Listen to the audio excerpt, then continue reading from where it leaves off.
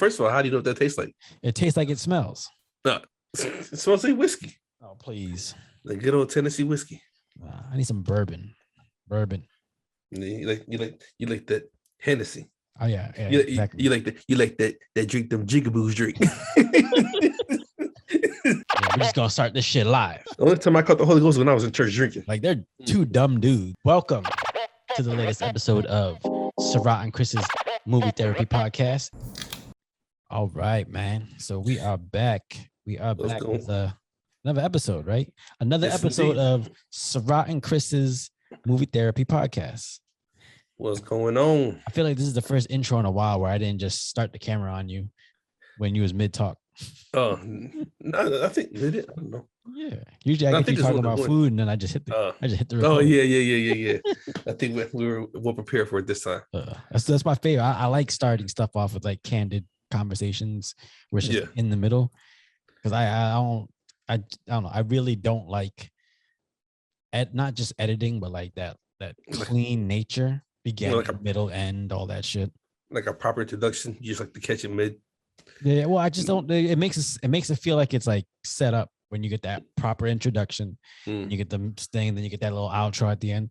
I'd rather it look like, someone just walked in the room and caught us mid conversation. That's kind of like, yeah, it's true how it goes. Anyways, man. Excuse me. Yeah, your head. Yeah, not your head. Your hat's looking particularly turned today. I don't know how I had it last. I'm gonna change it up eventually while we're talking. Well, it's funny because like old people will look at you and be like, why is he wearing his hat so funny? But like young people will look at you and be like, all right, yes, he's got style. This is the 90s style, man. Yeah, early 2000s. Yeah, hat, fucking brim tilt to the side. For some reason, if I wear a baseball cap, I'll put it on straight and just within 15 minutes, it'll like on its own turn to the side. I don't know if it's because like the way my hair goes, it just ends up pushing it. I don't know. Maybe I got a weird shaped head. You got the swoosh going on. It just goes with your hair. Yeah, the Asian comb over. Yeah, there you go. The Mr. Win. Nah, that's your brother. Anybody taking? Well, I think with him, it's not so much the hair; it's the mustache and the little tiny beard. With them glasses on. He looks straight up like just an every Asian caricature you can think of. He just looks like it. Man, I swear. I like the little addition to the back. You got the Will Smith the book. Yeah, I had pre-ordered that like a couple months ago, and it just came in the other day. I haven't had a chance to break it open yet, but I'm gonna start it soon. Love me a good biography. Cool. I actually like listening to like a lot of books on tape. Just I'll be on planes or I'll be in the car and stuff like that. But this is one I actually wanted to like flip pages because just different. It's different when you flip pages. Yeah, the hard copy. Yeah, I've noticed. I don't know if like, do you adjust your computer and your camera every time like before we go? I try not to, but I will hit it occasionally. Well, just every so often. I know because I do, so I know like it's never centered the same every single time. And on yours, I can usually tell just by the position of the rifle. Oh, yeah, pretty much. Actually, I hit the whole damn computer when I walked in to turn it on. So yeah, if it's moved, it's moved. You sure you ain't trying to hide them man titties? Hey, I ain't got no man titties. I'm good over here. I made sure I put out the extra small shirt. I'm gonna say extra medium. I know you want to call it. You look like you shopped at the Bloods Baby Gap.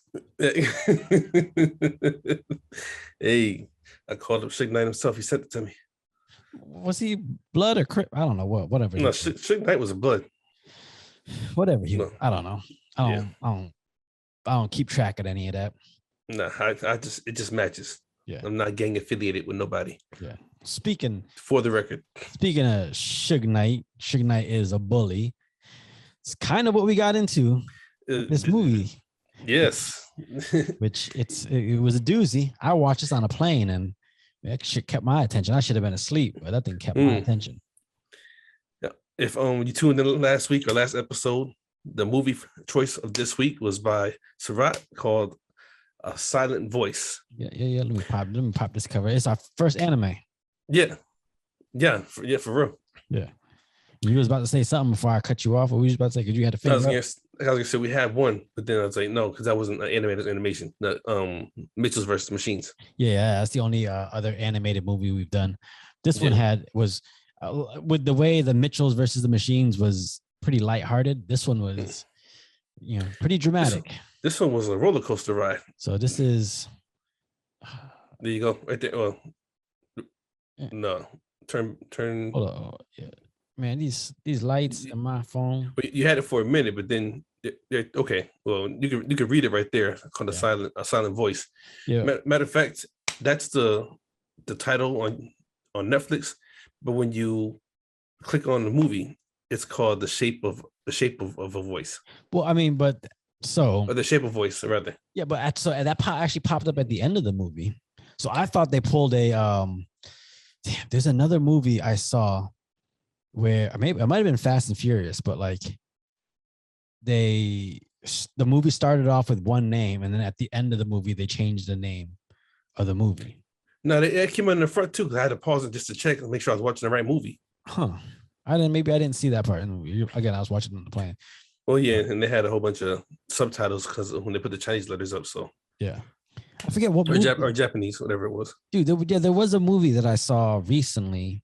I'm sure it was one of the Fast and Furious ones, but it was another movie where, like, when it's promoted, the movie was one thing, and then at the end of the movie, it changes the name. God damn it! Now it's gonna fuck with my head. And I think it's basically because you learn one of the characters' names in the movie, so the name of the movie changes at the end. God damn it! I hate when that happens. Yeah, I don't feel like pulling up my phone. Did you see it in the movie theater? More. What's up? Did you see it in the movie theater? I don't remember. Because the only movie you've seen in the movie theater recently was Shang-Chi, G.I. Joe, Fast and Furious. Okay, but not that recent. It was like okay, recent as in like the last couple of years. Oh shit! I just distinctly remember like, oh, they switched the name of the movie, like seeing it at the end. God damn it. Yeah, I don't know. But yeah, so this week's movie was A Silent Voice, and I wasn't sure what to expect, but this animation house that made the movie, it's so the last movie that I was inspired by to find this one was called Your Name, and the story in that one is about two people who are having dreams, and in their dreams they're switching bodies with each other. So they're going to live out someone else's life for a little while. Then they have the dream and they come back to their real life. But then they find out like it's actually 3 years apart from each other. And then you're trying to figure out like how they all connected and stuff like that. It's pretty freaking dope. Sounds like it. Yeah. I think you mentioned for me to watch that before. Yeah. And this one was similar, not similar premise, but as far as like drama, this isn't like a sitcom, and this is like a heavy drama with some lighthearted parts to it. But it was well for me it was like a crazy emotional ride. Yeah, just wow. It was like this is interesting. But yeah. Okay, so before we even start, what you drinking? As we discussed on last episode, we're doing a switcheroo this week. Yes. Instead of me doing, well, I'm always gonna do a Jack Daniel. Oh yeah. And you do the hard ciders. Yeah. So I got so before you introduce whatever hard cider you got, I am going to pour this shot of Jack on camera just because I didn't want Chris thinking I, slip some Diet Coke into this shot. Before you pour, just for the record, I left that bottle over there and I left the exact same amount. Yeah. I think we figured out that Chris has a unconscious limit on how much he drinks out of a bottle at a time. Yeah. It's literally exact same spot. We talked about it. It stops at the exact same. Yeah. At least. So while you're pouring yours, I'll pour mine. He knows his limit. Listen, if you're a child watching this podcast right now, just know that we are grown adults. I am damn near 40.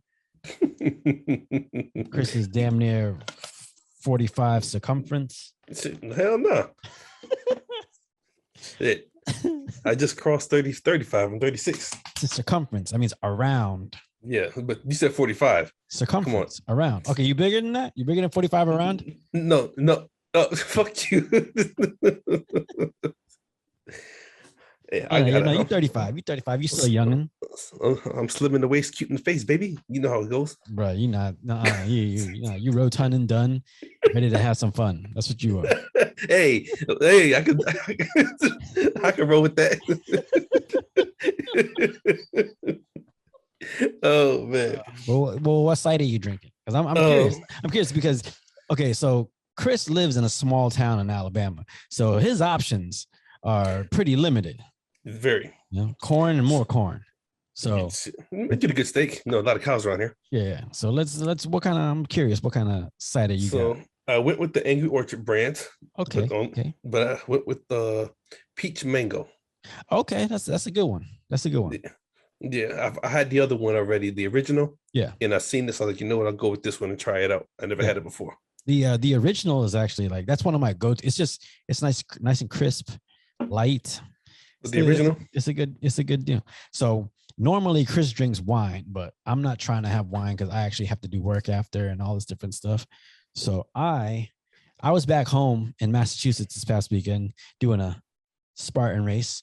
And while I was at home, I went by the Atkins farm. If you're ever in Western Mass, you know, go swing by the Atkins farm. It's a landmark. We used to go on what is it? Field was that the apple? Was that the apple picking or pumpkin patches and stuff? Yeah, the apple orchard. Like, dude, it's cool. They take you over there. You take the ride on the wagon through the fucking apple orchards. Yeah, you get to see how they make the cider. Yeah, that was okay. Yeah, that was years ago. Good God. Yeah, still there. It is dope. But I went there with my parents because I wanted to get some cider donuts, and I wanted to I was gonna pick up some couple ciders there. Then my mom was like, "Hey, if you want beer, just go to the back corner. There's a bunch." So I went back there, and I kid you not, probably the largest selection of craft beers I've seen. I literally took pictures and sent them to my brothers because they love craft beers, and it was not even half of what they had, and they had it was huge. I was pleasantly surprised. So, and then they also had like 2 or 3 of the bays were just full of all local different like hard ciders. So I loaded up a little bit, tossed it in my luggage, brought it back home. There you go. For the next couple of weeks, I will be, sipping on some nice Massachusetts ciders. This first one, this one?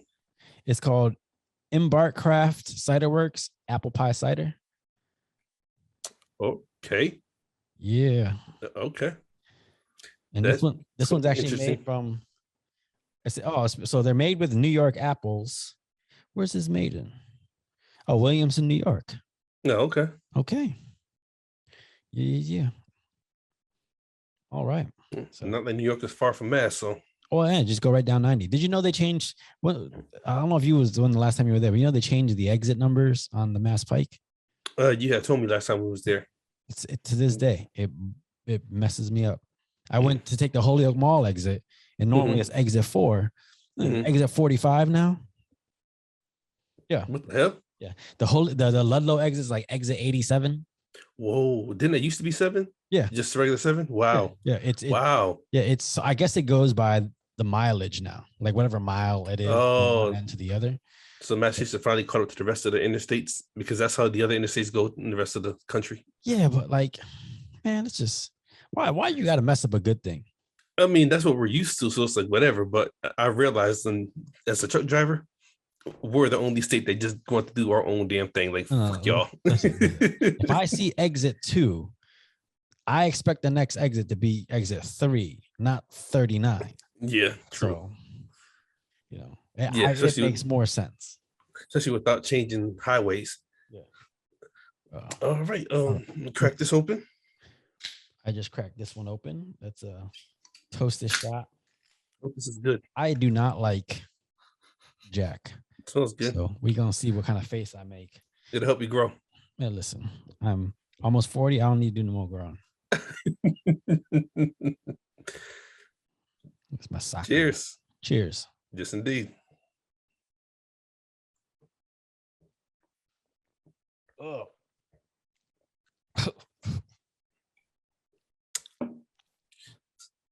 That's not bad. God damn. Okay. What was that paint in there? Oh, good God.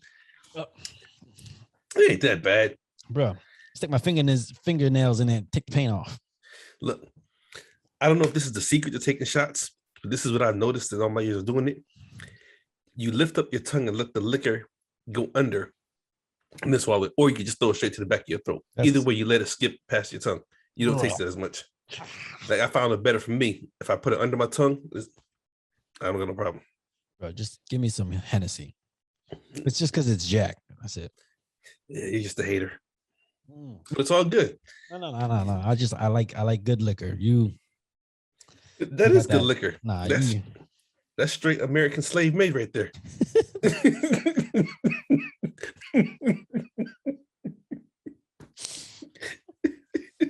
But they did say a black like man oppression. made it. Yeah. Oh man. All right. So yeah. All right. So a silent voice. Straight up. Did you like the movie? I did. Okay. It was too long, in my opinion, but I understand why it was to emphasize certain things they wanted to really, really show. Yeah. I love Zack Snyder's Justice League, and that's over 4 hours long. Well, so a long movie don't affect me if it tells the story right. Sometimes a movie is long. You're like, okay, you could have chopped off 30 minutes. This one, I don't know. I don't know. Let's see. I didn't say. I don't think it was like chop off 30 minutes. I just feel like some scenes should have been cut down a little more. You know. I will venture to say, and this is going to be the first time I think I've said it on this podcast.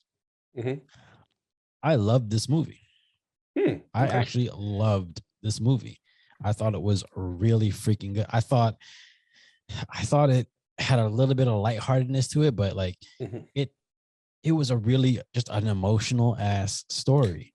Definitely. Some real movies, live action movies, can't pull that kind of emotion out.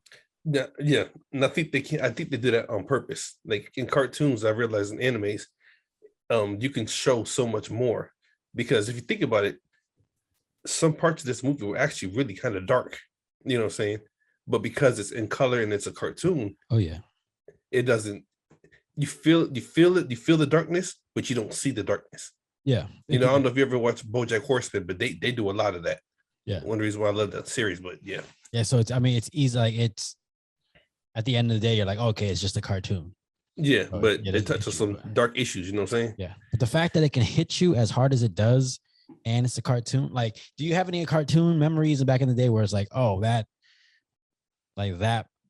etched in my mind as like, oh, I grew up a little bit just seeing that scene. I grew up a little bit. I wouldn't say that, but there's one scene that always sticks out to me that even to this day, as a grown man, just understanding the hurt behind that line that was said. It's a Disney movie, Hercules, and when he finds out that Meg was playing him the whole time or whatever, and he has to go fight the one-eyed monster, the Cyclops, and she's like, "Don't go out there, you're gonna die." And he looks at her and says, "There are worse things," and it's just like that one line, like, "I'd rather die than feel the pain I feel right now from you." You know what I'm saying? Oh shit! Yeah. That's heavy for a Disney movie. Look, that one line right there, that shit was just like, and maybe because it's always my favorite movie. Yeah. But as I got older and I went through life and everything, I was like, damn, that sometimes I just feel like I'd rather die than have my heart broken the way it is right now. You know what I'm saying? It's crazy that, like, back in the day, Disney movies would have those emotional beats and stuff like that. And like nowadays, not so much. Cause like, back in the day, a lot of people talk about, when Bambi's mother died. A lot of people talk about it. I mean, that didn't affect me that much, but I understand. But nowadays you don't like when Mufasa dies. And then Simba's just trying to tell him to wake up. Yeah. Like nowadays, when you like, other than Pixar, you're not really getting a lot of like heavy emotional moments like that in animated movies. Like one that sticks out to me is in the Rugrats movie when they're in the forest and Tommy's about to try to cover Dill with the mashed bananas because he's mad at him.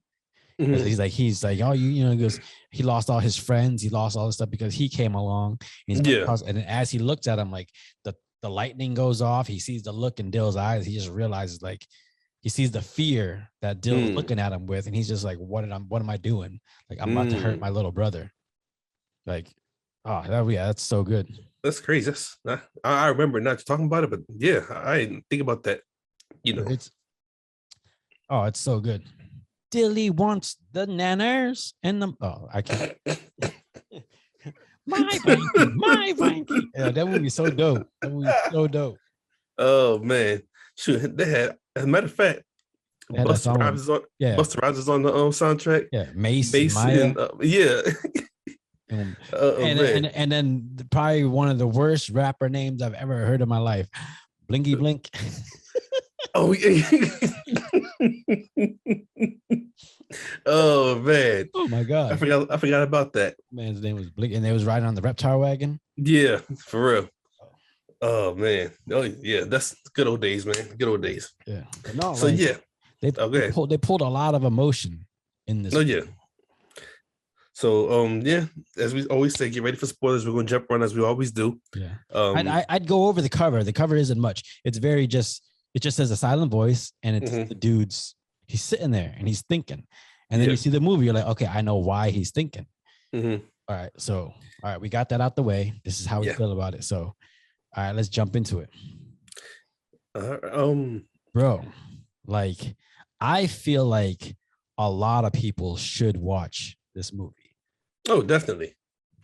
I mean, you know how many people struggle with depression and anxiety and suicide? Yeah. You know what I'm saying? Yeah. Like the movie opens with the dude selling his stuff off, trying to get all this money saved up to give to his mom. And you don't know why, he's just doing it all. And then he climbs over, goes to a bridge and stands up there. Yeah. He's about to jump off. And I was like, oh shit, what the fuck? I was like, this is the introduction? I was like, this is gonna be interesting. Yeah. And it kind of confused you for a minute because the introduction did jump back and forth for a minute. Yeah. Like throughout the movie, then you start seeing things coming to play and understanding what was going on. But yeah, that's how the movie starts. Just him wanting to commit suicide. Yeah. And then he goes down there to eat breakfast with his mom. She's like, I got the money you left me. And she's like, so why you want to die? Like she already knew. Like she watched him sell all his stuff, everything, and let him do it. And then when it came down to it, like, so why you want to die? You know what I'm saying? Yeah, he was surprised that like she knew what he was doing. She's no, I've seen you do all this different stuff. She's like, don't play with me. And she threatened. She goes, I don't want this money because you saved up all this money so you could go kill yourself. Like, I don't want it. And she made him promise that he wasn't going to kill him. So she ends up burning the money anyway. Yeah. It was like 1.7 million yen or whatever it was. Yeah. Well, and then after that, like it jumps into back when he was in 6th grade. And then you start to see story of why, like that brought back a lot of memories. Yeah, for real. Like a whole lot. Yeah. Like, I mean, you got the new girl showing up. She's deaf, which is one, like maybe that's in Japan, but in the US, like they wouldn't put like a deaf kid in a normal class. They would always put him in like the special class. Although I think I do remember, I remember a girl having like an ear, what are those called? Earpiece? Yeah. A hearing aid? Yeah. Once when I was in school. So maybe she had like something like that. But I remember in 3rd grade, we didn't have a girl that was deaf. We had a girl that I think had just came from Haiti. So she didn't speak any English. Yeah. And of course, she went through classes and everything to learn. And by the end of the year, she was reading perfect English out the book, When we came to this country, like my brother didn't know that much English. So I remember he did say he got left back in 1st grade because he didn't know his colors. I make fun of him to this day for it, but I mean, it is what it is. It's just you talking about Jalen? Yeah.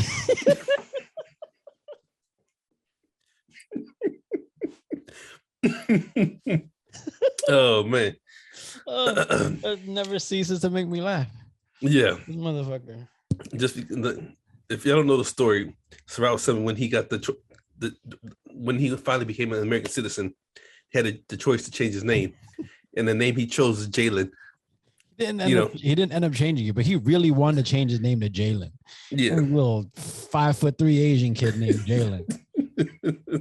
My God. Oh man, gotta love it. But yeah, like I mean, I'm an immigrant kid. I got bullied when I was a kid.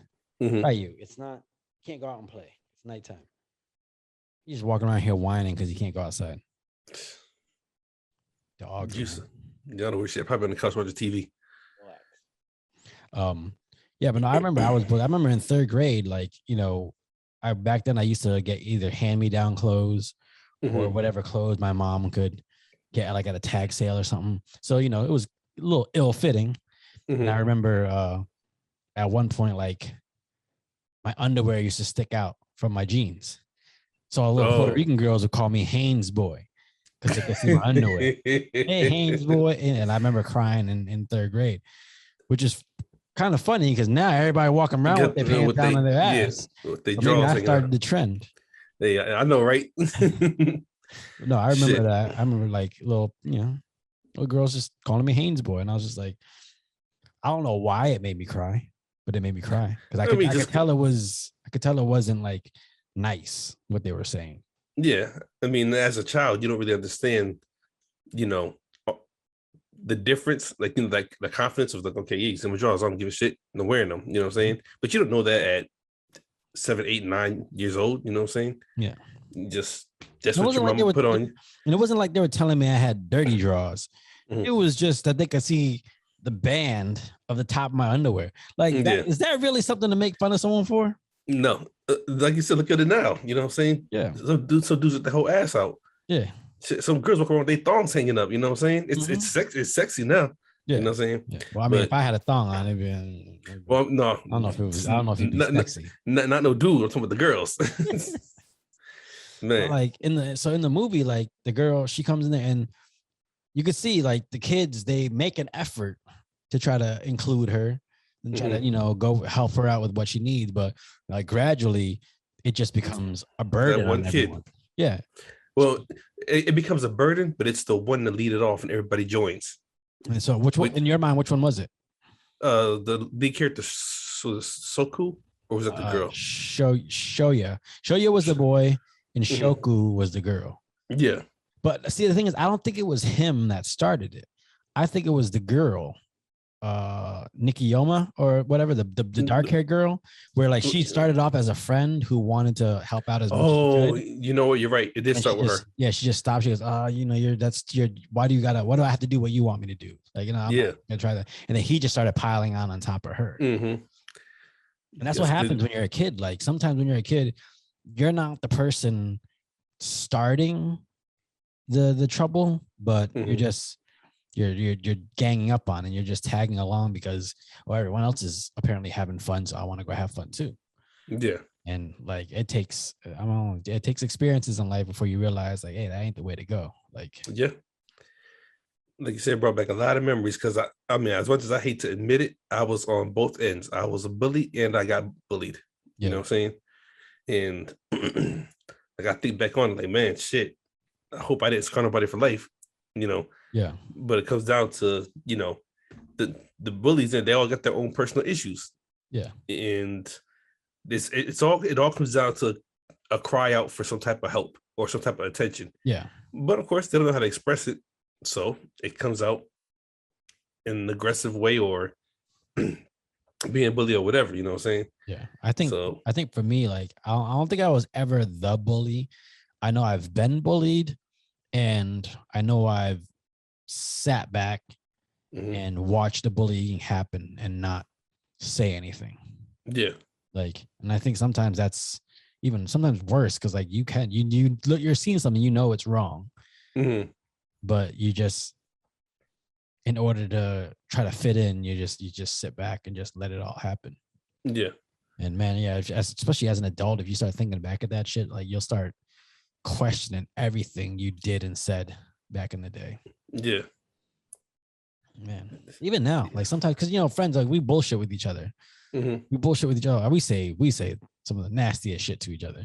But like, I think with us, we have an understanding. Like we know, like, hey, when he says something like fucked up, it's because we're just bullshitting with each other. Like all he wants is for you to say it back, and we gonna laugh about it. But I don't know. I guess sometimes, like, if the friend isn't in on the joke, then does it become bullying? Yeah, it takes that left turn. Yeah, like it's weird though. Sometimes, like,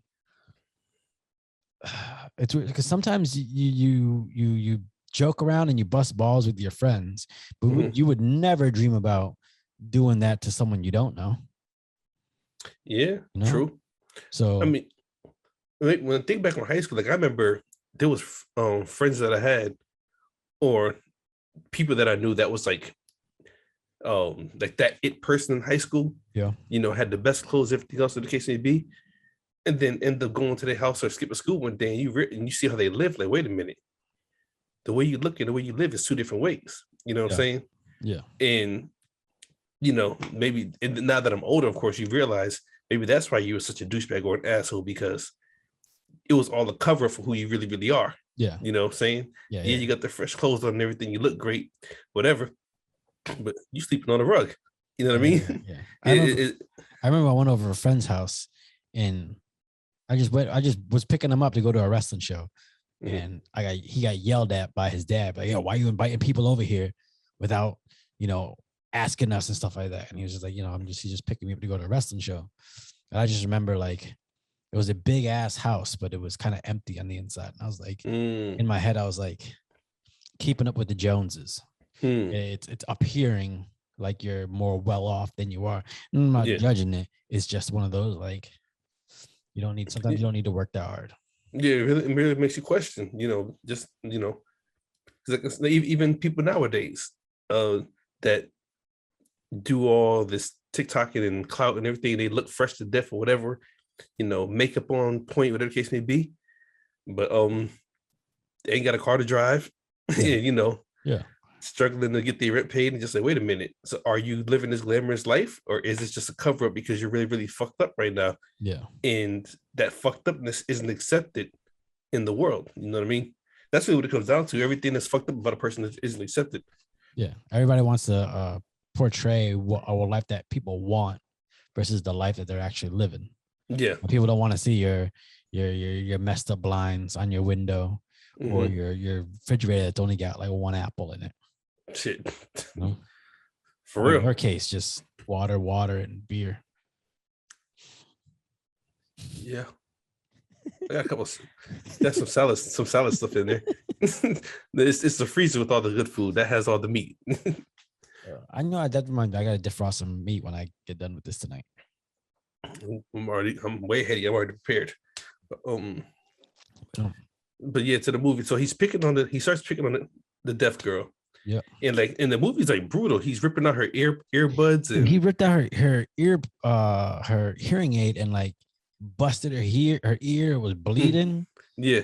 Like, these people, I was like, these kids are ruthless. Yeah, for real. And the teacher's sitting right there. Mhm. You know what I'm saying? Like, what really, really like tripped me out was when he had the class reading, and Yeah. he made a deaf girl read, and I was like, wow, like, Yeah, he made a deaf okay, girl, and then he cut her off because she didn't sound good. yeah, and I mean, you couldn't make what she was saying, no way, Yeah. you know what I mean? Yeah. But it's like, why would you even do that? I guess to make her feel a part of the classroom or whatever the case may be. Yeah. But man, that shit is embarrassing, especially if you don't know who you are. And then the dude Shoku stood up right after and Yeah. made fun of her and said it just like her. Yeah. And like, bless her soul, she was just trying her best to get along with everyone and not take everything so seriously. And I felt for her because, like, in her mind, it was all her fault. Like, all this is happening because of her. It's not them being assholes. It's because I have something wrong with me, and that's why they're acting this way. And that's such a heartfelt dilemma that people get into, where you see all this negative stuff happening to you, and you convince yourself that it's your fault that it's happening to you. But you're supposed to, since you were born into this negativity, it belongs to you. Yeah. And they all, like, all the kids, they all had their own issues. They carried on until I guess they were high schoolers at this time. Yeah, it looks like they were going to talk about high school. Yeah, but either way, they carried it on. And how many adults carry on 5th grade up until 35? You know what I'm saying? Mm-hmm. It's just wild. Yeah. Yeah. It's just like, I remember a friend of mine when my 10-year high school reunion was coming back around. And I was just like, hey, you going back to high school reunion? She goes, why would I want to see those people? And I was just like, it's been 10 years since high school. As far as I known, you were a popular girl in high school. So what's this negativity that you have towards these people in high school? Is it the negativity that you have towards these people in high school, or is it this negative feeling you have towards yourself because maybe you picture yourself being somewhere different at this stage in your life, and now you don't want to go back and face these people that you used to, who all assumed you were gonna become something bigger. Yeah, like I remember. Matter of fact, when I went back to Massachusetts for your parents, was it their anniversary? Yeah, the 40th anniversary. Yeah, You was teaching my brother how to dance. Yeah. I got that picture of it. Yeah, it looks exactly like that scene in Rush Hour. Poor Saran. But of course, I don't do much name dropping. But there was a young lady that was with me. Yeah, and I told her, I was like, back in high school, she was out of my league. And she was like, "What do you mean?" Mm-hmm. That's because I was a dorky nerd. You know what I'm saying? I was poor. I played sports just so I can maintain a great average because I didn't feel like I was smart. And I was like, you had everything. You was always dressed fresh and everybody loved you, whatever. And she was like, nah, that was just a show. But of course, we found that out later on, being adults now, you know what I'm saying? Yeah. And it's just, it's that crazy shit. Just like the show. Yeah. The show. That's all I can call it. It's the show. The facade is the veneer. You put it on top to disguise the ugliness that's going on. Even if it's the ugliness that it's not necessarily that it's a part of you, it's the ugliness that you perceive in yourself in your life. Yeah. So you do all these things in order to try to cover up. Trust me, man, I've saw people come to the sneaker store all the time and drop so much money on sneakers because they're trying to portray this facade that just isn't real. Like I've had family members do that, cousins that like, I'm just watching them and I'm just like, dude, like you're putting way too much emphasis on the outside. You done got left back 3 times in a row. Like maybe you should focus more on your studies, bro. Yeah, this is crazy. Yeah. But yeah, the movie was definitely an emotional roller coaster because, like you said, just being on one end of the bully stick and the other end of the bully stick. You know what I'm saying? Well, I mean, so the kid Shoku ended up getting on the other end of the bully stick because after the bullying, he got bullied. Sudden, then all of a sudden, when the girl ended up transferring schools, and they were trying to figure out who to blame, and everybody dimed it out. They put it all on him. Everybody just faded to the back and just put all the blame on him and had him take the fall for it all. And that set him spiraling down. Like I've never seen depression portrayed in an animated movie. Like maybe in Inside Out a little bit, but like the way they did it in this was really freaking good. Oh yeah, definitely. The way they portrayed depression, the way they portrayed his view of other people, like people that weren't his friends, they all had X's on their faces, like the people he's avoiding. He was so ashamed of himself, he couldn't look people in their eyes. Yeah, he was having panic attacks whenever like he was around people, and it was crazy because he was a popular kid, really popular. Like as long as he was bullying that girl, everything was fine. But when he got caught, which also tripped me up because the teacher hit the chalkboard. It was like, stand up. Like, okay, so this kid had been bullying this girl, and nobody did anything. You know what I'm saying? Like at all. And everybody around, they just fell into the whole vibe of it all. But when it came down to it, they backed up and let him, hey, you're the ringleader of this. You know what I'm saying? Yeah. And I could the state that when we meet him in high school, he's just like, he said like a loner, that kid in the back of the class that no one talks to. And what was crazy to me was like, there was the scene in the movie where he's sitting at his desk and the people are looking outside. A girl talks to a girl for like a quick second, whatever. Then the people are looking out the window right next to him and they're tapping him like, hey, look at this, look what's going on. Like they're trying to include him on everything. But because he feels the way he does in his mind, they're all talking about him. Like they're all saying things about him that he's just making up. And I was like, holy shit, like that's crazy that like his mind is just warping everything anyone says. So in his, like, they're not saying anything, but his mind is telling him, hey, they're all talking about you. Yeah. So you need to hide away because they're all talking about you. Yeah. That was that one scene I thought was powerful as fuck. That's like a good movie for mental health awareness. Yeah. just to understand, like the mind can tell you a bunch of shit that ain't really happening. Yeah. But it tells you these things because of what you've been through. Yeah. You know what I'm saying? So, but yeah. Yeah. And then like stuff starts turning when he meets the little curly hair kid who's getting bullied because these guys trying to take his bike. Mm-hmm. He's trying to because you can see him sitting by himself, and he said, "I've seen that hair before." Yeah, you know, and other kids sitting by himself because he don't have no friends, and he's sitting by himself because he doesn't want any friends. Yeah, you know what I'm saying? Yeah, which I thought was interesting. Yeah, and you can see they both notice each other. Mm-hmm. They're both just scared to make that first move, so they relegate themselves to just sitting there alone. And that's what I'm saying. He had no friends because he just didn't have any. Yeah. The main character had no friends because he didn't want any. Like he didn't think that he was worthy anymore to trust people. It's not that he didn't want any. He felt like he didn't deserve any friends because of what he had done. Yeah, because what he did and what was done to him. You know what I'm saying? Because even if you fast forward to the movie when he goes to was it the music park or whatever? Yeah. And one of the kids that was his friend, when they turned their back on him, that served him the food or whatever. Yeah. He had a panic attack then too. Well, yeah, because the dude said to the girl, like, "Hey, like, stay out of." Basically saying, "I know why you brought him over here. Like, keep him away from me." And then that's why the dude ran. Yeah, because she, like, you could tell, like, she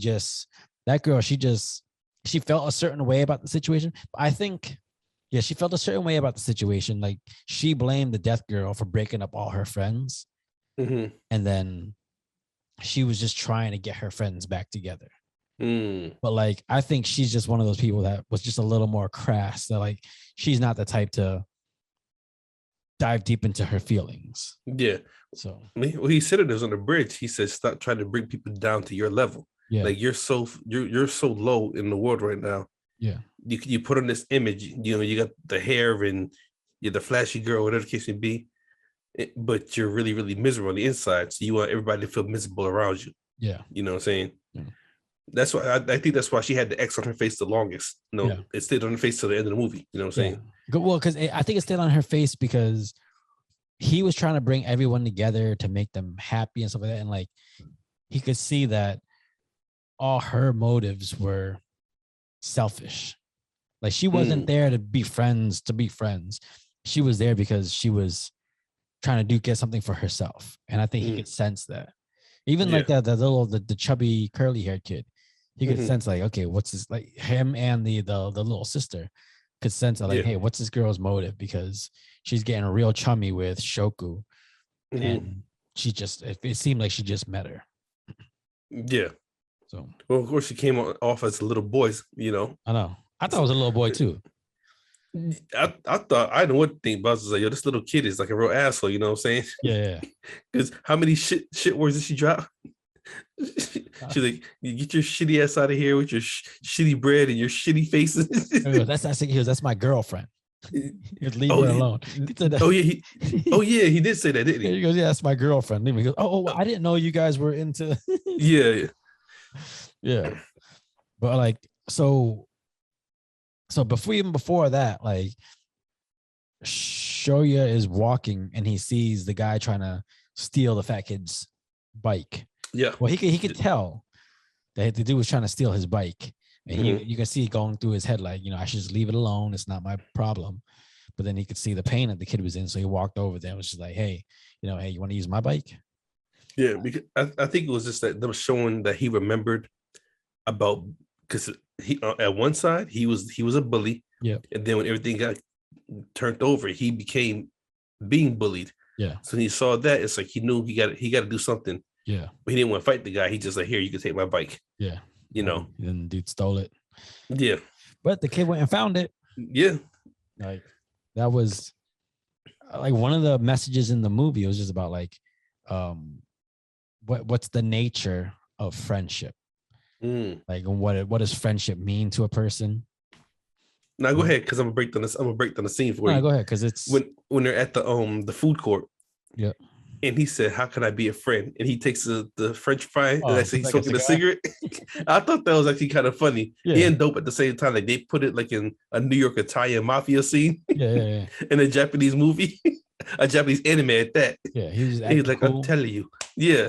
He's like, what you do is, you shake hands and just like that, we're friends. Yeah, we're You friends. And know? then we have our connection. Yeah. Yeah. Here's the fist like this. No, and then he give me some skin Yeah, and yeah. then pounded it. And I was like, oh, okay. I was like, oh, yeah, I thought that was funny. Yeah, But like there's a little bit of humor in this. Like when they were in school and they were bullying the girl, and while they were bullying the girl, he had the dude in like the Boston Crab, and they're wrestling on the yeah, ground. yeah, yeah. Yeah, like It's there's like, little bits of humor in here that makes you like laugh. Like it feels very like authentic. mhm, But yeah, so okay, so he's in high school and he's dealing with this depression and he's just like really down. He's slowly, because of meeting this kid, he's slowly starting to relearn what it is to be friends, what it is to have people around, mhm, which I thought was fucking dope. I just liked seeing him go from super popular to mhm. being a loner, because Yeah. like everybody thinks that the loner kid has always been alone, Mm, and they don't realize like no, like sometimes life turns you that way. You're not, yeah. sometimes you're not always, down and out. Yeah. I mean, this was just a thought that came to my movie. That came to my mind a couple times during the movie. It was, me and you. Like I told you, when I met you, I was in a whole place of losing everything. Moved back home with my mom after having my own house and everything else. You know what I'm saying? Mm-hmm. And it was just that simple gesture of just you waving. You know what I'm saying?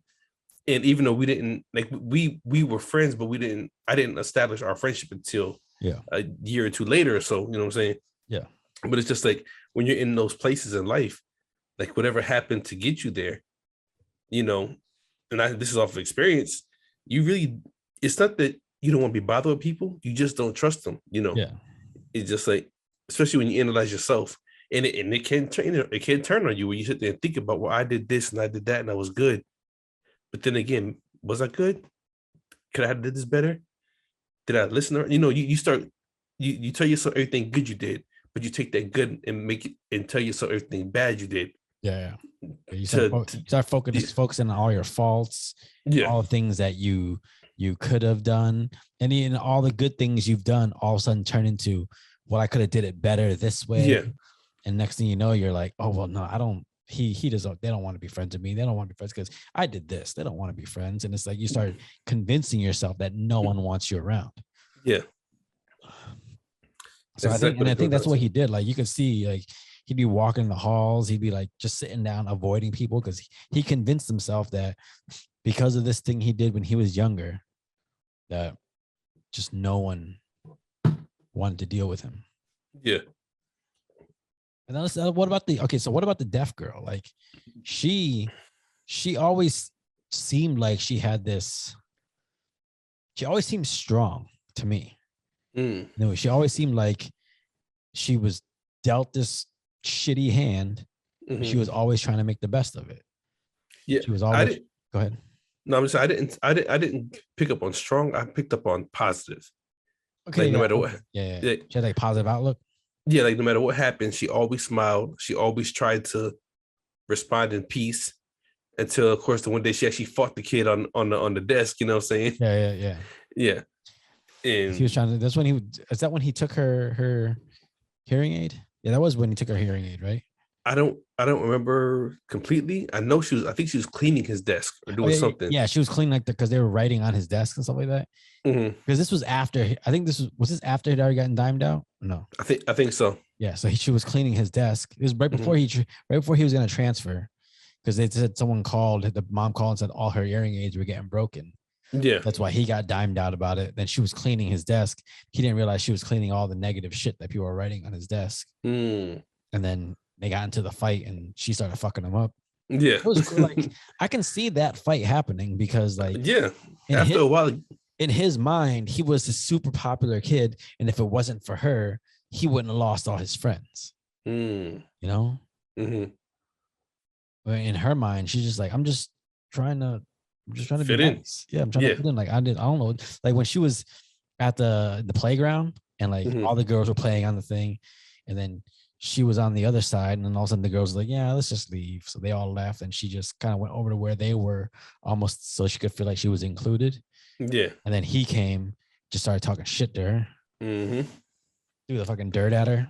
Yeah, and it threw her book in the lake, in the little pond or whatever. Yeah. And then it fast forwards to him being thrown in the pond. You know what I'm saying? It was just crazy, and that even made me wonder too, like how quickly people will turn on you. Yeah. You know, especially when they feel like turning on you is an easy out. Like, that's what I felt like with a lot of those people. It was like it wasn't necessarily like they turned on him because they didn't want him around and they didn't want to be friends. They turned on him because it's like if I put the focus on him, no one's gonna be looking at me. Yeah, because they had ample opportunity to stop him. Yeah. And it was like, come on, man, you're going too far. But nobody did anything. They let him do it. Yeah. But when it came down to facing that fire, they saw him. You know what I'm saying? And then they like I just find that so interesting that even it's a cartoon showing that they reversed it on him. Yeah. You know, because then it makes you wonder, what's that say about you? You know what I'm saying? Like how can you be this person's right hand, and then when they get in trouble, you turn into their left hand. Yeah. And you're throwing them under the bus too. You know what I'm saying? Yeah. It's crazy. Yeah. I mean, if I were him, like I would feel betrayed too. I'd feel like, what the fuck just happened? Like all my friends are gone. Mm-hmm. Everyone that I used to hang, I'd feel lost as fuck. And I mean, thank goodness he found the curly hair kid, and the curly hair kid was just like, he wasn't taking no for an answer. Like, okay, you stood up for me. So I found your bike. Now you're my best friend, and now we're gonna rock together. Yeah. And then like when he went to the school to try to see the girl, and he went up there and tried to him the little kid up. Yeah. Oh man. That reminded me of like a Joe Pesci character in what was it, Goodfellas or Casino? Casino. Well, he's like the little dude, but like the high temper or whatever. I feel like he was like that in both movies. Okay, mind you, okay, yeah, I've seen Goodfellas. I've never seen Godfather. No, not Godfather. Casino. It's one of the two. Casino was like, yeah, Goodfellas. Yeah, I think in both he plays that. That's the type of character he plays. But yeah, I mean, seeing him show you start to like try to repair himself. Mm-hmm. He was trying to basically atone for his mistakes, which I thought was really dope because the girl called him out, and she was like, the girl with the black hair, okay, that used to be his friend. Mm-hmm. She called him out, like saying, like, you're only doing this for yourself. Yeah, you're not doing this because you're trying to be friends with everyone. You're doing it because you're trying to atone for some shit you did. Mm-hmm. I thought that was dope because like that's, you don't really hear that a lot in movies. It's always, I'm just trying to like bring everyone together and stuff like that. No, like just because you're doing something good doesn't mean you're not being selfish. You know, everybody thinks just because you're doing something. It's a perfect example is that thing we were talking about the other day where people go to like a homeless person and will bring them food, bring them money and all that stuff, but they'll film it so they can put it online and stuff like that. Like, you're not doing it to do something nice for this person. You're doing it so you can get clout. So people can say, oh, look at this nice thing you did. I wish I could be more like you. Yeah. I mean, yeah. Go ahead. Like I said, the movie was like just a real emotional roller coaster, man. Like for some reason, I felt like everything in there. You know, I felt the book. I could feel everyone's struggle. Yeah. And then this don't taste like apple pie, just so you know. Is it at least good? It's okay. It's a little watery. It's okay. You know what this tastes like? One of them Arizona peach. Oh, see, I actually wish I had that over this. I mean, this isn't bad, but like it needs a little more tartness. It's not tart like an apple would be. It doesn't even have like the apple pie flavor, like the cinnamony apple pie flavor. So why would you call it fucking apple pie if it doesn't have cinnamon? So, someone sounds angry. Wish I had Angry Orchard.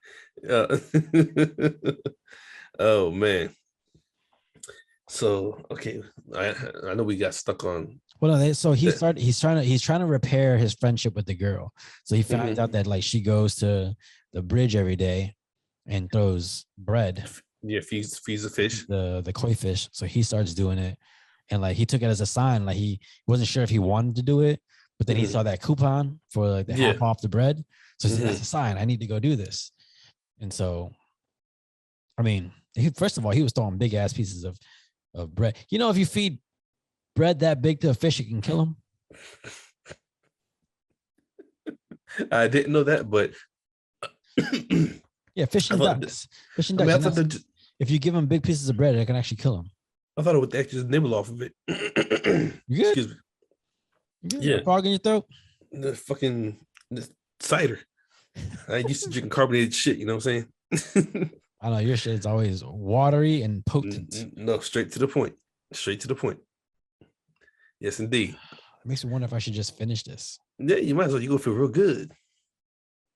I should just go like grab a cup, put that and the rest of some cider in there, and just drink that.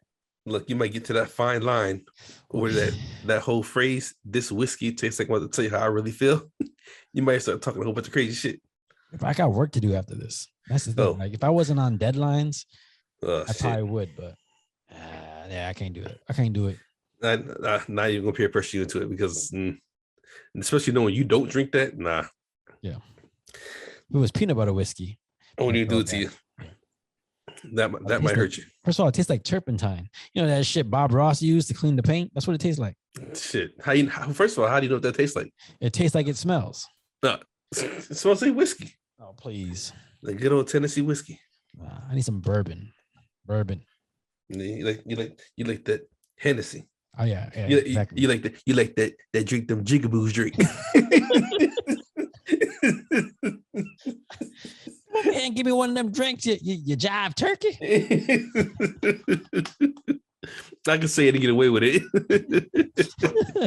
Oh man. Well, how the hell did jive turkey become an insult? I don't even know. I don't even know what a jive turkey is. I thought jiving was like dancing or something. I don't know. Maybe I don't know. I'm gonna have to look that up. Yeah, what is jive? Jive turkey. Oh man. Yeah, so he's there. He's trying to repair his friendship with the girl. And she seems like just ready and willing right away. It's everyone around her, the mom, the little sister who looked like a brother, but it became a sister. The mom smacked the shit out of him when she seen him. Yeah, she seen him. She just walked up and just clocked him. Matter of fact, did she fight? Did she fight his mom? No, she fought the dark hair girl. No, I remember that. But when he had to go confront the mom, his mom did. She came back bleeding from it. So I don't know if she confronted her or. To me, I took that as she was like, "Put this earpiece in your ear and let me rip that out, so I can show you what your son did to my daughter." Yeah, that's what I took it as. Okay, but they could have threw down because her mom was. She was down. She didn't give a shit. She was like, "What the five fingers say to the face?" For real, smack. He was just like, "Oh," and then later when they invited him over to go help bake the cake, he goes, "You sure? I don't want to get hit again." Oh yeah, and the little sister was just like, "She's not gonna hit you. She's gonna kill you this time." I was like, "Damn, man." It was eating. She was like, "Well, at least she didn't kill you." Yeah, hell yeah, man. I think the mom finally saw that like he was making an honest effort to try to just repair any of the damage that he did. I feel like there's so much in this movie to talk about, but at the same time, there's so much that I can't talk about because it was just so it's heavy. Like it was laid on thick, in my opinion. Yeah, very. You know what I'm saying? Very. Before we get into the big twist, was there any scene in the movie where you're like, I've never seen it put like that on camera? I feel like I'm posing. First of all, you're not even matching for one. Who cares? Who cares? You can't pose. You can't. You put a lot of effort into your outfit. No, I didn't. Basic outfit. You put a lot of effort into it. Hey, it matches. Goddamn it. Yeah, well, whatever. Matching's overrated. I'm comfy. I'm comfy too. Oh, please. You ain't comfy with your hat like that. Yes, I am. Look at you. Back up. Yeah, your dog is like, he lying. He ain't comfy. Yeah, in my space. He can't be comfy in a shirt that tight. Oh.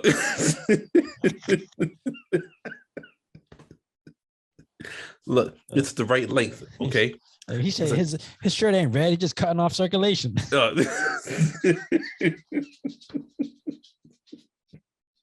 Hey, you gonna quit hating on me, man. I told you I've been working out. I've been trying to get it right. You know what I'm saying? I'm watching every week. Your chain's gonna get thicker and thicker. But yeah, I'm working out. I'm trying to.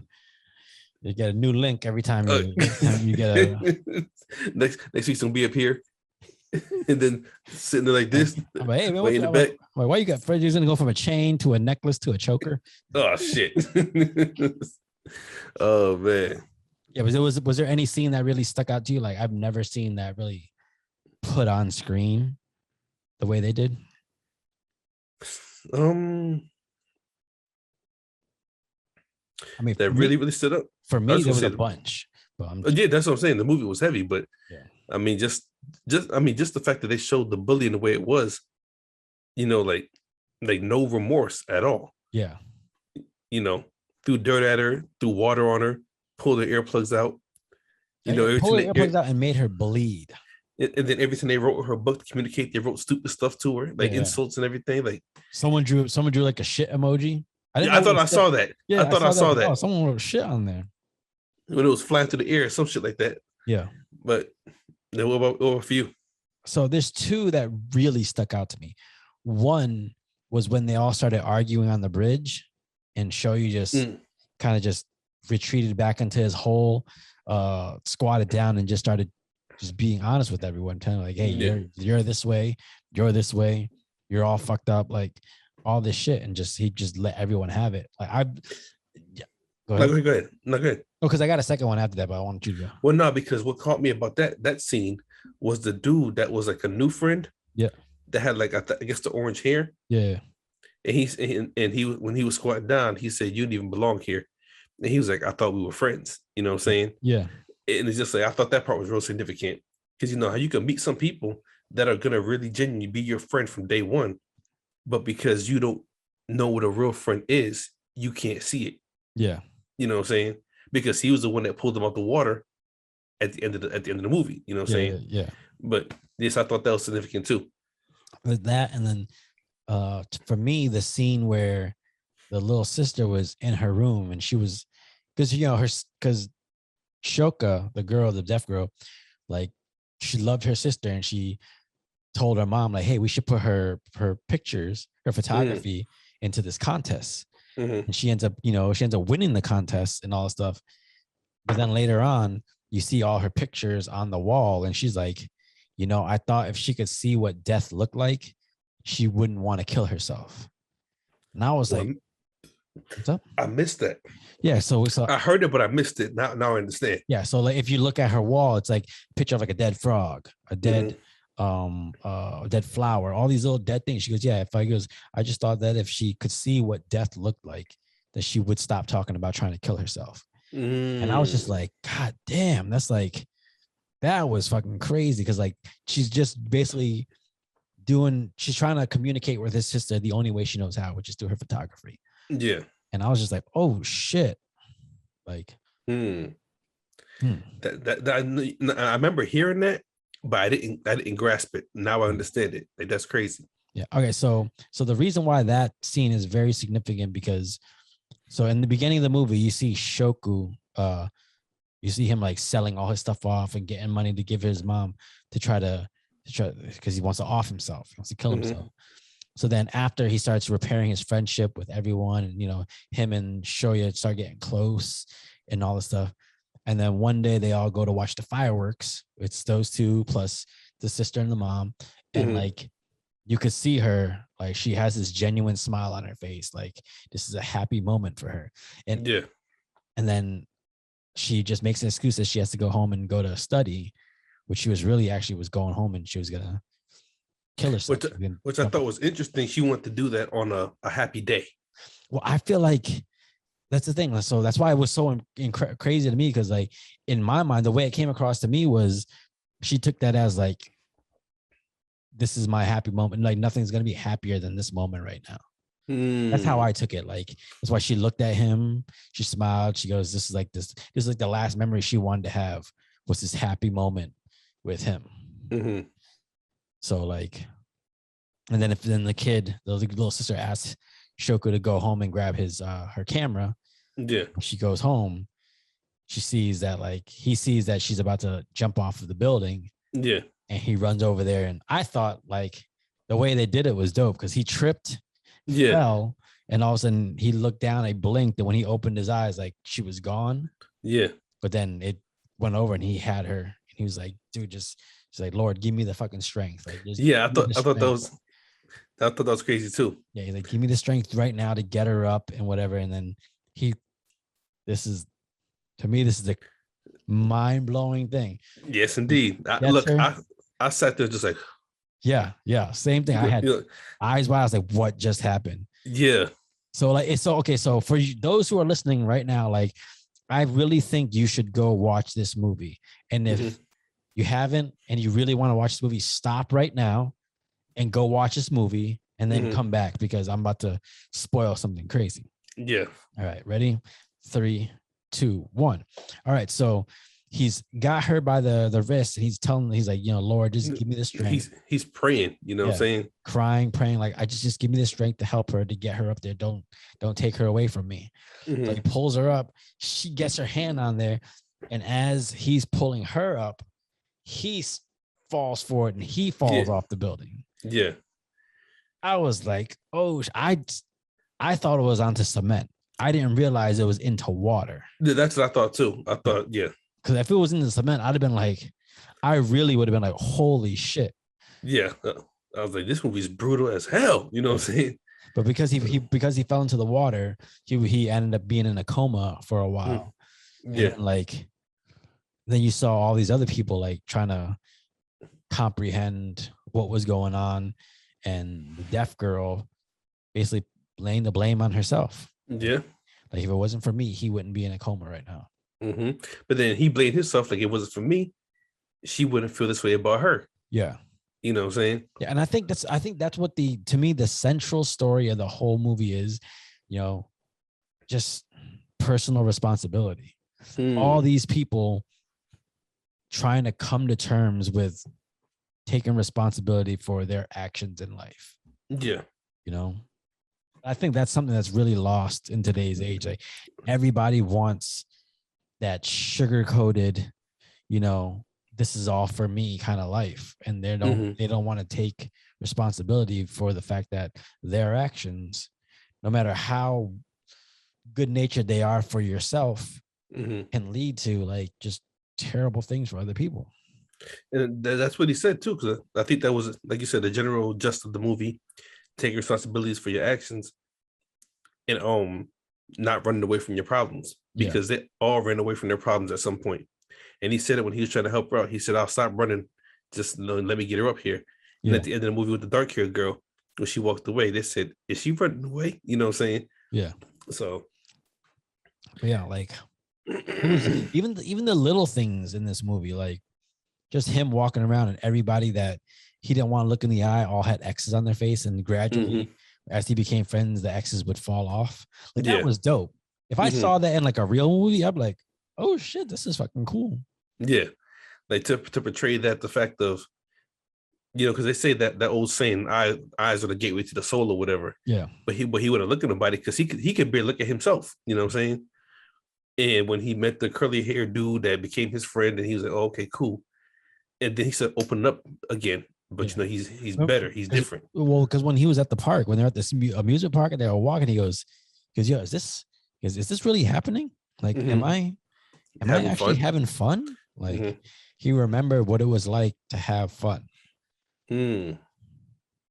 It's crazy is the not looking people in the eyes. I feel like I have an issue with that sometimes. But sometimes I ask myself, is it because I'm still shy and I'm still introverted that sometimes I don't look people in the eye? I wonder that sometimes, but most of the time I know what it is. It's because I'm one of those people, I have 100 thoughts and ideas going through my mind at once every single time. And sometimes I look away because I'm trying to focus on what I'm trying to say.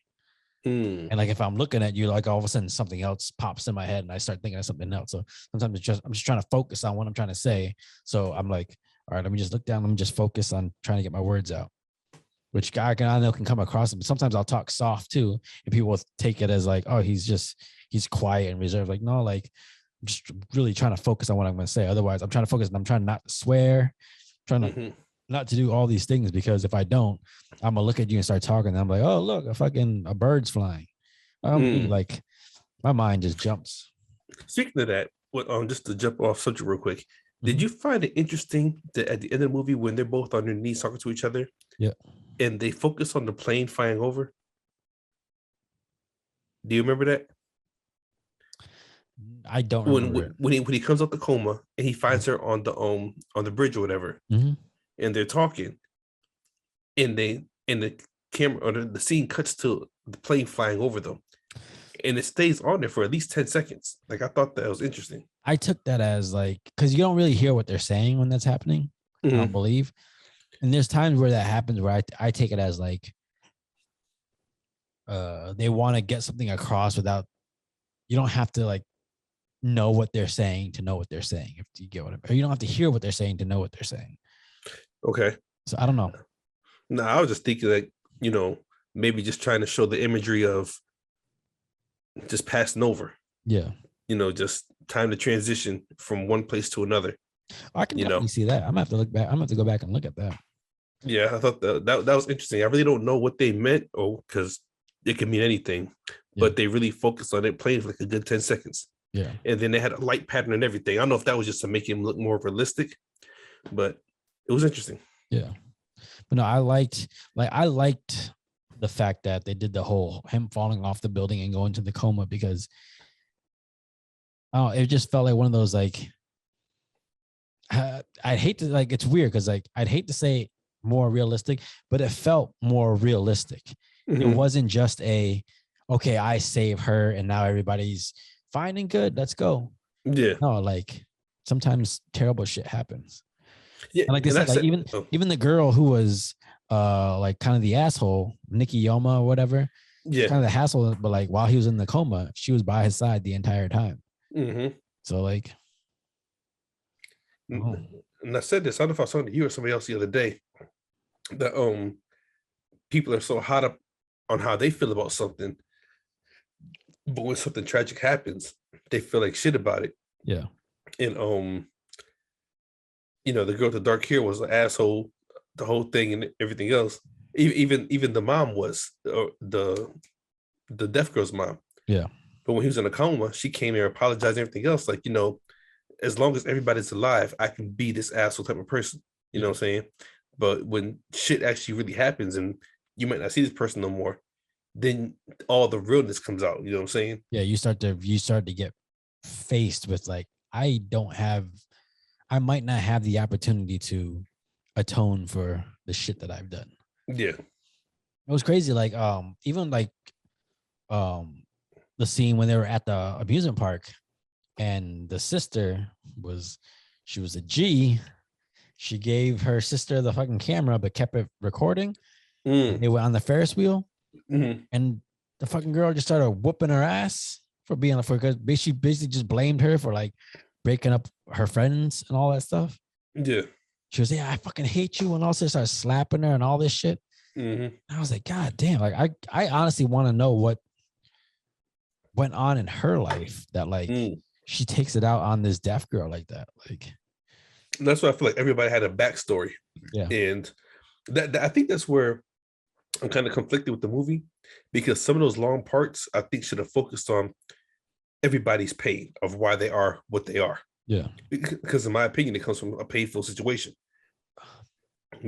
Was there a part in the movie that you thought they could have like switched out with some of that stuff?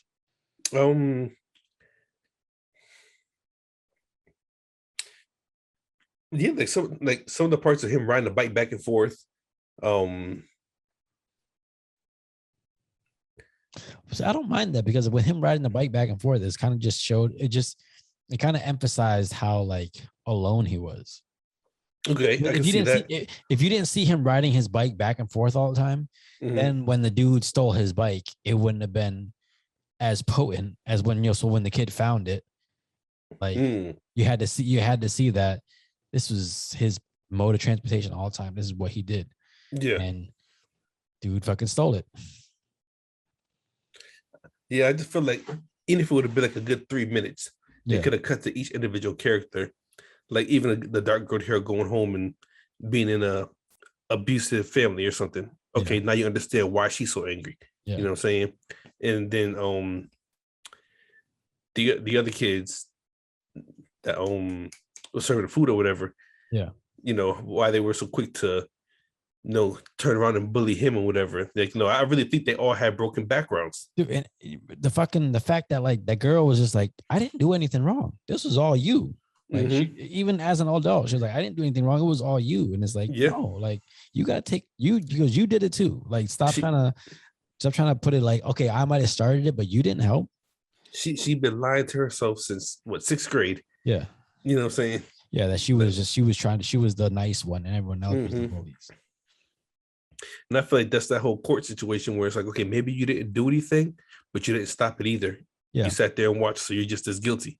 Exactly. You know what I'm saying? I think the older I've gotten, the more that hits home is like just because you're not taking part, just because you were in a position to do something about it and you didn't. Sometimes that's even worse. Yeah, for real. You know what? No, it was also out of left field, but I thought was also crazy. Was the grandma dying? Yeah. Yeah. It just came out of nowhere, like, but like I think that was the story for the little sister. I think the little sister was like, yeah, I'm not taking school seriously. I'm not doing any of this stuff. And then like her grandma was like, yeah, no, she goes, I'm not learning. She's like, because she thought her grandma was learning sign language to help communicate. She goes, no, I'm learning that for me. Yeah. And all this stuff. And then she passed away. And she was just like, okay, like I gotta stop just trying to skate by through life. And that's why she ended up going back to school. She started taking her studies more seriously and stuff like that. Cause she's like her grandma would want her to. No, yeah, because that's when she came with the her actual school outfit on. Yeah. Yeah. Just tell everyone I'm cosplaying. Yeah. Man, this is a really, really heartfelt movie. Like more heartfelt than a lot of movies I've seen. Oh yeah, definitely. Like did you catch the year on it when it was made? No, I didn't. No, me either. I want to say it was probably 2017, 18, or between like 2014, 2017, something like that. But yeah, it was super heartfelt and like it felt. I like drama movies, and sometimes like I'll see a drama movie and it's just a romantic comedy, and sometimes it's too much comedy that it negates a lot of the drama. This is one of those ones where I felt like it had a lot of good like adult drama. Like it wasn't just superficial kids like drama. No, it's like adult situations. Like I've had conversations with adults that, you know, if they feel like there's somebody laughing in the corner, they automatically think that they're laughing at them. Yeah. And it's like, why do you feel that way? And it's like, well, I can remember being this age at this place and being talked about. And I was like, well, shit, you know, 20 years later, you know what I'm saying? What makes you think that they're talking about you? And if they are, who gives a shit? You know what I'm saying? Yeah. But it just shows that stuff that happens can really, really mold your life into who you become. Yeah, it's what's crazy is like getting to that point where you're like, who gives a shit? That's, I mean, I think once you get over that hump, it opens up the whole world to you. But getting over that hump, that's fucking like, that's hard. That's the hard part. Yeah, just getting to that point where you realize like these voices and these other people, like they don't mean anything. Like, I don't know. I think when especially when you're a kid, like all you want is to be accepted. All you want is friends. I don't think people realize how important having genuine friends is when you're a kid, because that's where you learn a lot. Like your parents can tell you as much as they can, but the shit you get into with your friends, that's where you actually really learn about life. Yeah, definitely. I mean, I don't even know what to say or how to say it, but it made me think a lot about me and you. You know what I'm saying? And just, you know, our lives, my life, you know, and just say shit. You know, it's good to have a friend. Yeah, you know what I'm saying? Like that day you handed me your car keys and was like, I got a gallon of Jack in the car. I don't want to touch it. take these keys, and no matter what I say to you tonight, do not give it to me. Mm-hmm. I was like, all right. But like, just knowing that like you trusted me in that moment, that you knew I'm not going to be that dude that gives you the keys. Yeah. And like, you trusted me to be like, I'm trying to hold to this thing. And I trust him to fucking help me. Yeah. I need somebody stronger than me at the moment. Yeah. You know what I'm saying? And just, that's a hell of a responsibility you put on me. But I mean, cool. Thank you. I appreciate it. I appreciate that you thought that highly of me, that you gave me that opportunity. Mm-hmm. But goddamn, that's a hell of an opportunity, brother. Punch me, but like, I don't want this. Look, that's what I'm saying. Look I wasn't an angry, aggressive fiend, like trying to fight you and shit for it. I do, but man, that was coke tendencies. That's all. I was hurting, man. I ain't never seen a fiend before, but that was the closest I've ever seen. I was like, God damn. You and Pete, I think the whole staff was looking at me like I had a problem that night, which I did. I was fucked up. Like, I need a fucking drink. I can't function right now. My body's not working right. Dog, me and Pete looked at you. Pete was like, oh, I was like, he was like, what's going on? I was like, yo, he gave me his keys. He's got alcohol in the car. He doesn't want to touch it. And like, he needs it right now. And he goes, oh, when's the last time you had alcohol? Because he was thinking like a couple of weeks. And you was like, I ain't had a drink since this morning. He was like, what? Holy shit. Oh, man. I'm glad we're at a point in our lives we can look back and laugh. Look back and just laugh at the shit. You know what I'm saying? Man. We're at a point where we can look back and laugh. I'm glad you're at a point where you can manage your demons. Because I say it all the time, like, you know, best case scenario is someone can kick it and just be done with it and not have to worry about it. But the truth is, for some people, cold turkey might actually be worse than being able to just manage the situation. Yeah. Because just biologically, if, you know, you were to quit cold turkey, there's a good chance like you could die. Yeah. That's just how it is.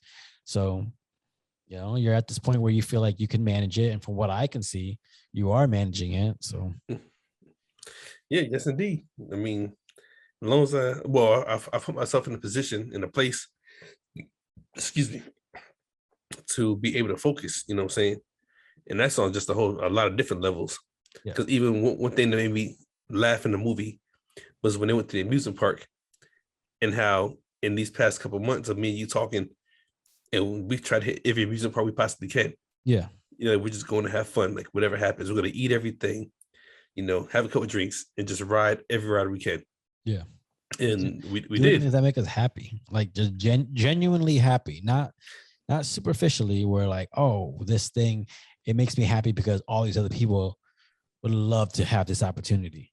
I don't give a fuck if anybody wants to have this opportunity. Like, if you said, yo, come over, we doing briskets and we're going to chill by the fire. That's what we're doing. That's pure happiness right there.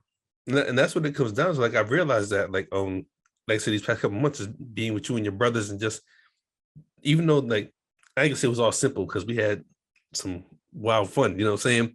but at the end of the day, just being together, like I told you, even for your birthday, the best night to me, don't get me wrong, the water rafting was amazing. Yeah. But when we all cooked, like you got 5 guys cooking, and we're all cooking. Everybody's throwing down wherever we're at, wherever station we got doing, and everything was great. You know what I'm saying? Yeah. And it's just like, that amount of love you put into the food and the people you with, like, nah, these ain't only my friends, these are my brothers. You know what I'm saying? Yeah. And how we get down. Dude, even this past weekend, I'm at my parents' house, and you called, and I just held up the phone. I was like, hey, Chris wants to say hi. And both my parents are like, hey, how's my black son? Yeah. Like, you know, there's the family you're born into, and there's the family you choose. Yeah. And just because one's not the other doesn't mean one's better than the other. And so like, friendship and family are two very important things. And they're two things that, like, when you get down to your lowest, can help pull you out. Indeed. And so that's why, to me, that's why it's so important to surround yourself with the right people.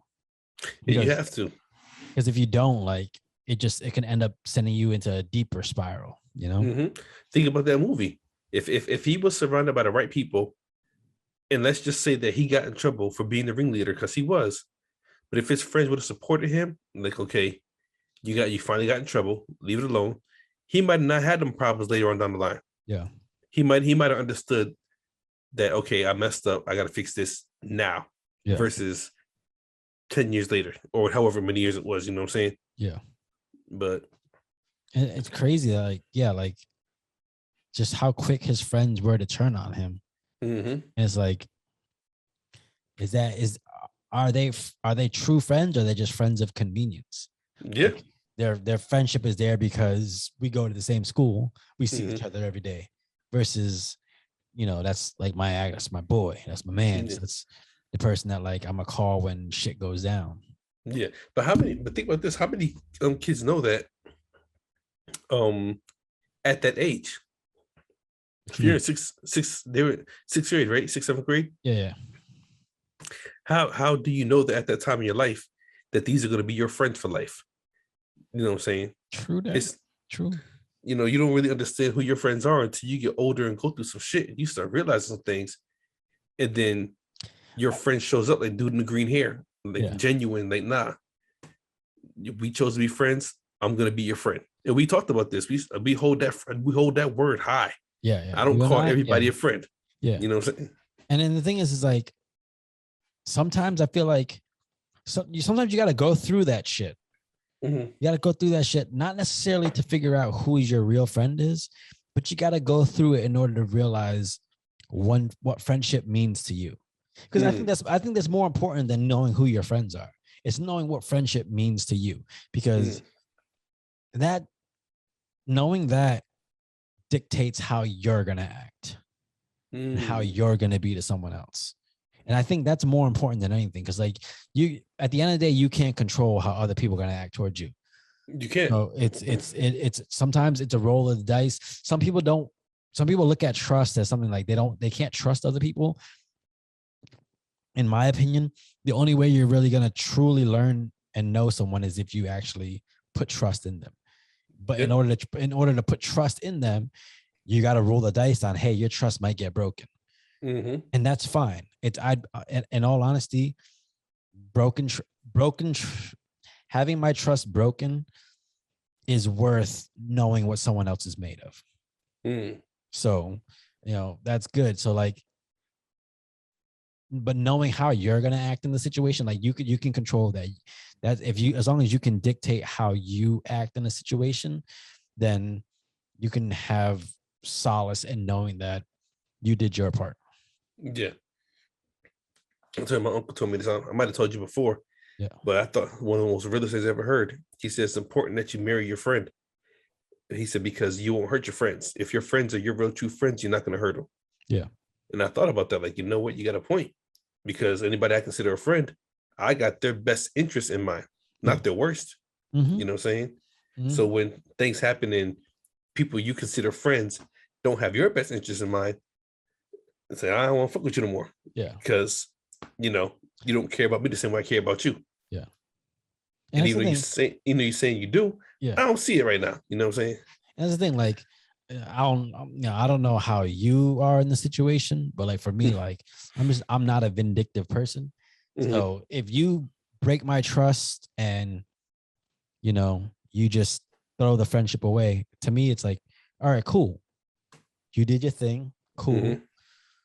I'm not going to go out there and retaliate and do that shit. I just know that from now on, I got to keep you at a distance. I'm not really going to fuck with you the same. Yeah. And it's like, I'm not going to go out. I'm not going to wish bad on you. I'm not going to go out and actively try to destroy anything you're doing. Just know that, like, I'm not that dude you can lean on because you broke that. Yeah. You know? That's what, like, I'm not going to intentionally do something to you.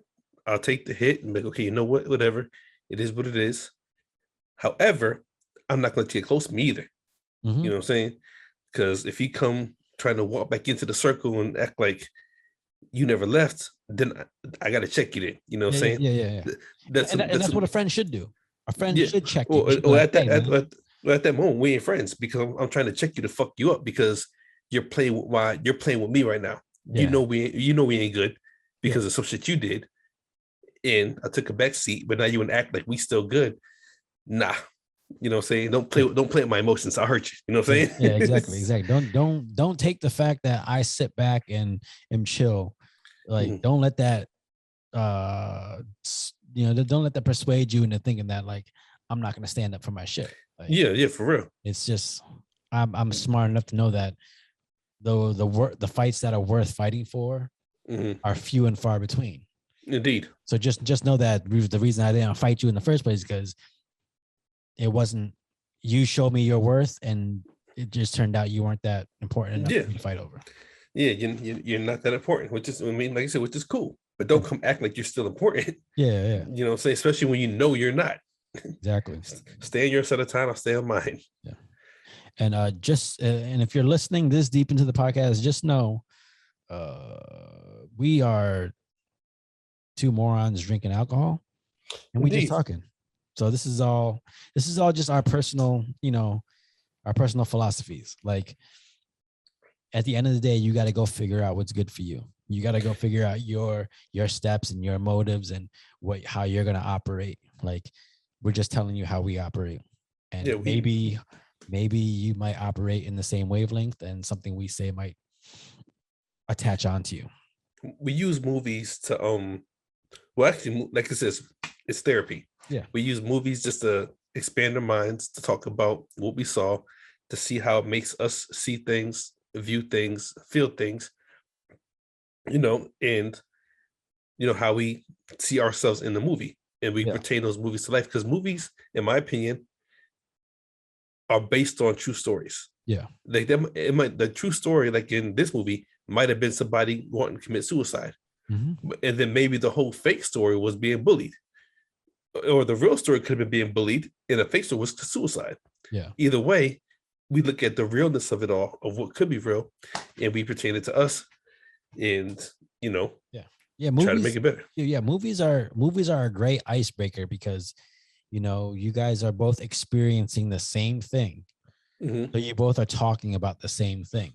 And then that's where the differences can come into play. And then that's where the different theologies and philosophies come into it. And you can, debate on, what's right, what's wrong, or just the way to do things. But like, that's why we like doing this thing with movies. Cause like, movies are a great way to just kickstart that conversation. And this movie is a perfect example of it. Yes, indeed. I can't think of a lot of movies that are going to speak on the nature of friendship and responsibility the way this movie did. Indeed. Out of all the movies we've done so far, I really feel like this is the heaviest. The second one. Yeah. Yeah. The second heaviest is Human Stain, but this is the heaviest. Yeah. Where it's just like.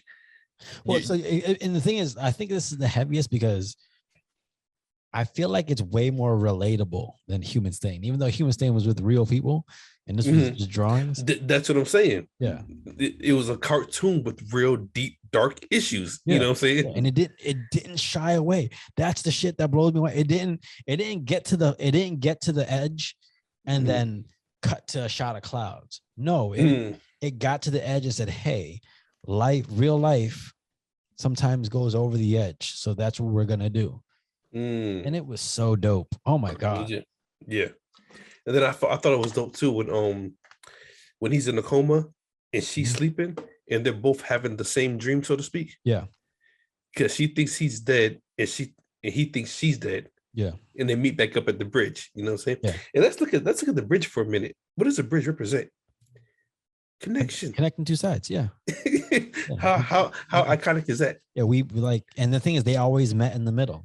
No matter all the shit that was going on, they always met in the middle. Yeah. Man, there's so much like, what's the word? Not an example, but like there's so many metaphors. And like it's a beautifully done movie. It's not like the artwork, it's not over the top, it's not crazy. It's very just like subtle, realistic. Man. Yeah. Yeah, it's definitely a good one. Yeah, I'm so glad we watched this one. So the way I watched it was I watched it I started watching it as I was sitting at my gate at the airport. Mm-hmm. And then on the first flight, because it was only like a half hour long, I just slept on the first flight, but on the second flight, I watched the rest of it. And I couldn't wait. I was like, I need to get back to this so I can finish watching this movie. I stopped right when it transferred from him getting bullied into being like in high school. Okay. I stopped right after. I think he got pushed into the water, and he had the book on his head and shit like that. Mm-hmm. Yeah. Like, okay, yeah, man. And then let's talk about when he's in a coma. Go ahead. Huh? Go ahead. I was saying when he's in a coma and he's going like, I guess through the white light, whatever. Mm-hmm. Is it, how do you feel? He said, I feel like dying. You know. Yeah. And who's he talking to? I didn't know the other person. Was it her? Was it her? I got to go back and listen to it. But he's talking to somebody, and I think it's the deaf girl. Maybe. And he says, how you feel? He says, I feel like dying. And he says, well, Tuesday is about to be over soon. So I guess I'll see you later. Yeah. But did you notice that when he went to go turn around and walk away, he went from being the high school student back to being a child real quick, and then woke up? Yeah. I was like, that was cold. Yeah. It's this dude. This is, if this was released right now in theaters, it honestly would be in my like best picture category, because it's just a beautiful ass movie. Like, it is fucking good. And when's the last time you got that out of a? Sorry, I hate to play fucking racist, but when's the last time you got that from an American movie? Shit. Especially in American, honestly, like the only American movie I got that from was Big Fish.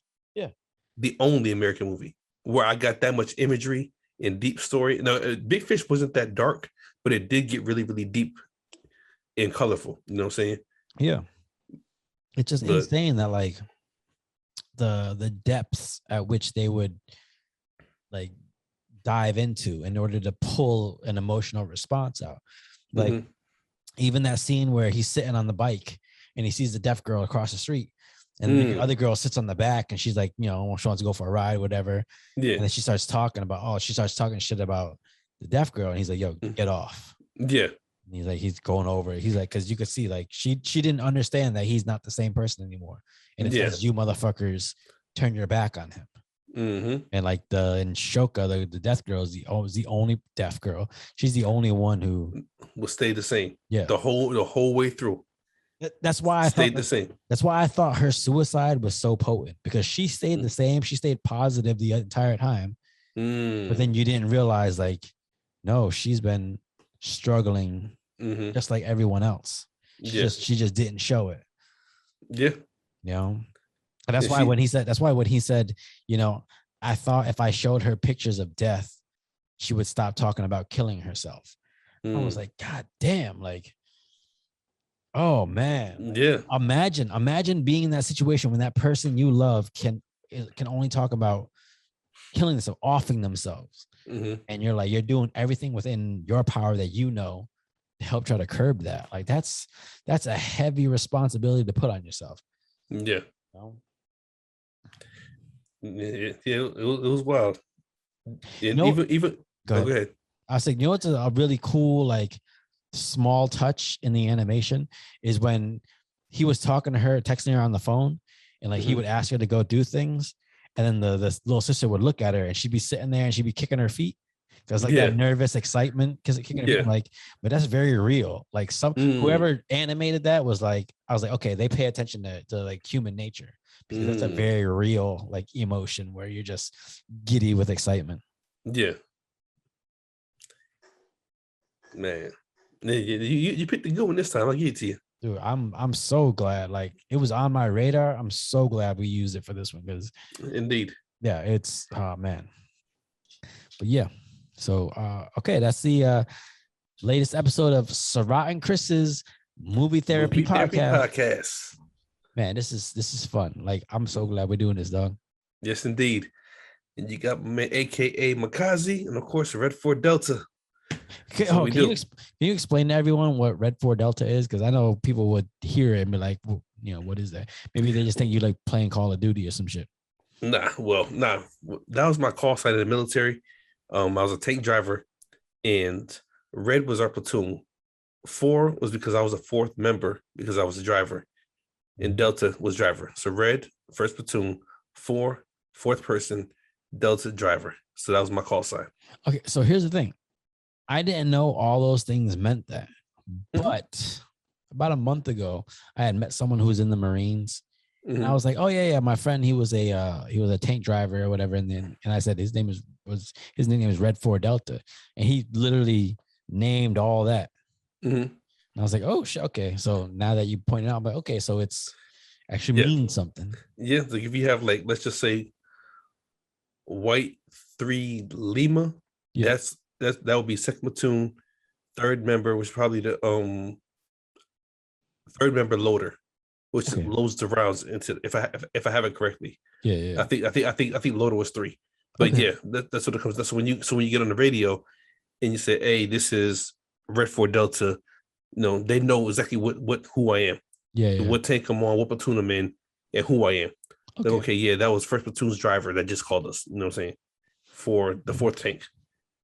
So I mean, with that being said, I'm glad I picked red for the font color of our logo. I gotta go buy me a tighter shirt. Bro, I don't know why. I feel like you should have been doing the hula when you did that. Oh man. Nah, I gotta pop my collar if I could reach it, yeah. Bro, you better, tight. Yeah, you better be more worried about getting that shirt off. That should look like second skin. Don't look, that should look like you got a rash.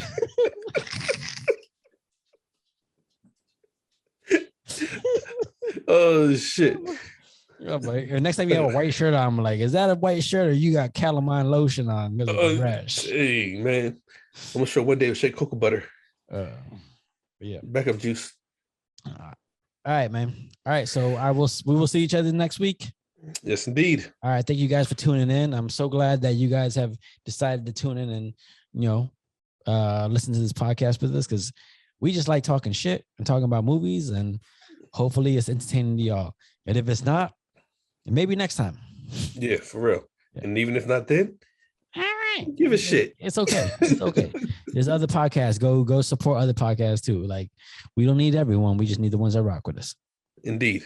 All right. Peace. Like true friends. Yeah, exactly. Yeah. I'm a warrior.